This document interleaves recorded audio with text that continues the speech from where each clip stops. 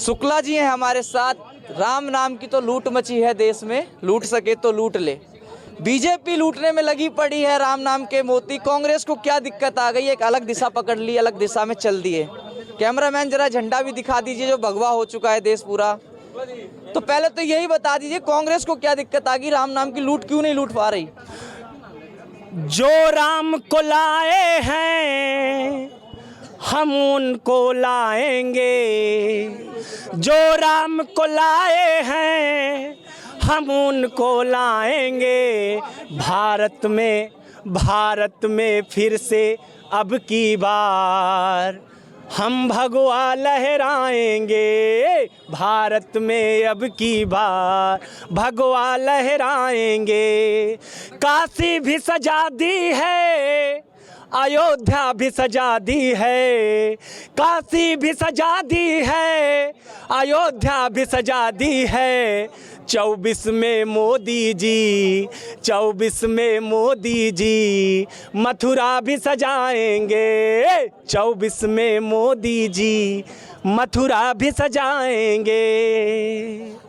राम नाम इस धरा पर, इस पृथ्वी पर प्रभु श्री राम ही ऐसे भगवान थे, ऐसे ईश्वर थे जिन्होंने इस देश में प्रत्येक समाज को बंधुत्व का संदेश दिया। इस देश में, इस धरा में प्रभु श्री राम ही ऐसे ईश्वर थे जिन्होंने समाज के हर एक तबके को सम्मानित किया। चाहे वो चित्रकूट में बैठकर हमारे दलित भाइयों के यहाँ बैठकर उनके साथ भोजन लेना, चाहे चित्रकूट में निषाद राज के साथ मित्रता करके देश को भाईचारे का संदेश देना हो। अगर आज जो 2004 में राम के अस्तित्व पर सवाल उठाते थे और ये कहते थे कि राम, सीता, हनुमान और वाल्मीकि ये तो सिर्फ कल्पनातीत हैं, ये सिर्फ कल्पनातीत हैं। और 2009 में जो यही लोग हिंदू आतंकवादी जैसे शब्द गढ़ते थे, आज तो उनको कष्ट होगा ही ना, आज तो उनको कष्ट होना ही है।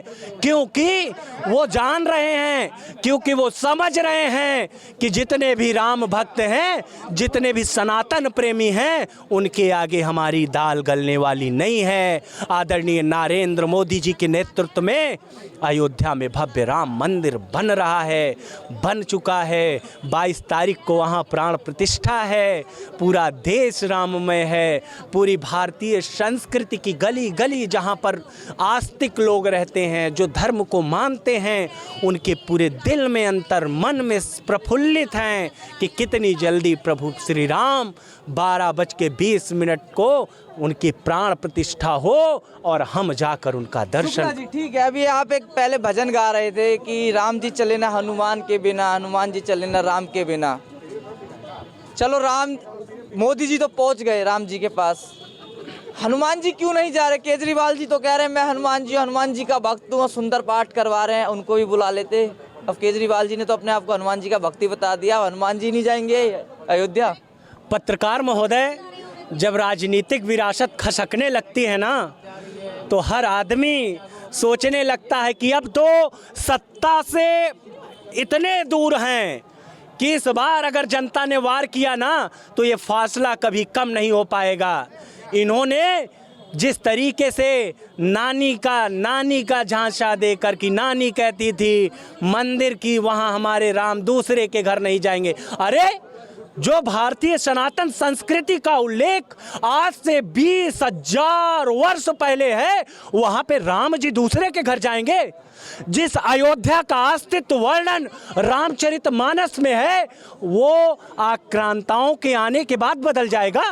केजरीवाल जी, आपकी दोहरी मानसिकता समझ में आती है। अब आपको भी लगने लगा, अंतर मन में डर सताने लगा कि अब प्रभु श्री राम का सहारा लेना ही पड़ेगा, नहीं तो राजनीतिक विरासत खत्म हो जाएगी। तो केजरीवाल जी, प्रभु श्री राम आप जनता को तो धोखा दे सकते हैं, जिस तरीके से आपने दिल्ली की जनता को धोखा दिया उनको तो दे सकते हैं, लेकिन प्रभु श्री राम को आप धोखा नहीं दे सकते। प्रभु श्री राम तो नीति निर्माता हैं, युग निर्माता हैं, उनसे आप कब तक छद्म और छल करोगे, इसका परिणाम आपको मिलने एक और क्वेश्चन, शंकराचार्य नाराज हो गए, अब 22 तारीख आते आते 2 मान गए, 2 अब जाएंगे, 2 नहीं जा रहे। अब बात शंकराचार्य की करते हैं तो शंकराचार्य का विरोध करने लग जाते हो आप लोग, कहते हैं उनको पता नहीं है, ये नहीं है, वो नहीं है। अब शंकराचार्य तो कांग्रेस के नहीं है, वो तो नाराज हो गए चारों। पत्रकार महोदय, 2004 में जब कांग्रेस ने राम के अस्तित्व को नकारा तो यही शंकराचार्य उसका विरोध करते थे। तब ये क्यों राम उस शंकराचार्य का सम्मान नहीं करते थे? तब ये क्यों शंकराचार्य की बात नहीं मानते थे? जिस राम मंदिर न्याय परिषद के अध्यक्ष हमारे शंकराचार्य हुआ करते थे, उसी समय तत्कालीन प्रधानमंत्री जवाहरलाल नेहरू ने राम मंदिर में ताला लगवा दिया। तब इनका शंकराचार्य का ज्ञान कहाँ था? और देश को बरगलाने की कोशिश विपक्ष ना करे। आदरणीय नरेंद्र मोदी जी के नेतृत्व में उनको भी न्यास ट्रस्ट ने निमंत्रण दिया है। 22 तारीख को आके वो प्राण प्रतिष्ठा में भाग लेंगे। शंकराचार्य जी ने भी ये कहा कि देश में अच्छा काम हो रहा है, और शंकराचार्य ने ये कहा कि हम 4 तो सिर्फ शरीर से हैं लेकिन आत्मा से एक हैं। अगर एक की उपस्थिति वहाँ हो गई तो चारों पहुँच गए। तो ये जनता को बरगलाने का काम ना करें। लेकिन पत्रकार महोदय, आपके न्यूज़ चैनल के माध्यम से शंकराचार्य के